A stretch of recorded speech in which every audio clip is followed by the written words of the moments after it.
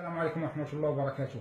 ردا على واحد الأخ كيدعي أنه كوميدي سعودي، كنقول لك ولد الناس، تماديتي بزاف، لأن مسيتيني في الشرف ديالي والشرف ديال الأم وديال الأخت وديال الزوجة وديال الصديقة وديال المغربيات كلهم وديال المغاربة اللي قلتي حتى هما صريحون.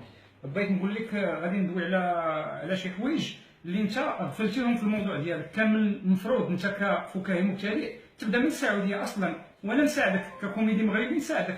كاينين المواضيع بزاف، واخا السعوديه العمر ديالها قصير، لان العمر ديال صلاح رحمه الله اطول من العمر ديال السعوديه، ولكن كاينين حوايج تقدر تتكلم عليهم، على المشكل اللي عندكم نتوما ديال الانابيب الصرف الصحي، الانعدام ديالها بتاتا، وبالتالي فالمخلفات ديالكم والغائط كيبقى تحت الدار عندكم في الحفره. تقدر تهضر عليه كموضوع واش ممكن انه تا هو يدخل في الارث وتقسيم التركه، هذا من جهه. تقدر تتكلم على السعوديات اللي باقي ما عندهمش الحق يسوقوا طوموبيل في الوقت اللي المغربيات كيسوقوا الطائرات ووصلوا للقطب الجنوبي، هذا من جهه. تكلم على المغربيات اللي 3 سنوات متتاليه هما كيفوزوا بالجائزه الدوليه للتجويد وحفظ القران.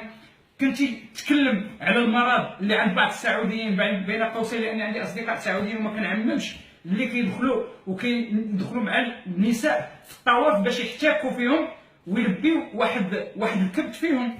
كنتي تدوي على هذاك السعودي اللي كيجي للمغرب، علاش جاي؟ لانه باش يفرغ واحد الكبت، ولكن راه هذاك هو المرض. كنتي تتكلم عليه كمستغل وما تكلمش على المستغل، على فتاة اجهدها الفقر. كنتي تتكلم على نفسك انت، تشوف الملامح ديالك اللي كيبان ليا من بعيد او من قريب كتشبه الملامح الاسيويه. ربما كان عندكم شي خادم في البيت، مع احترام للام ديالك، لان ربما ما عندكش، تقدر تكون من اطفال الانابيب. تقدر تشكر المغاربه، لان الوقت اللي كنتي انت فوق الخشبه كاينين المغاربه كيحاربوا في مكانك ضد الحوثيين. وغادي باش نختموها وما نطولوش، رجع لمولاك وطلب مغفره من الله وطلب السماحه من المغاربه.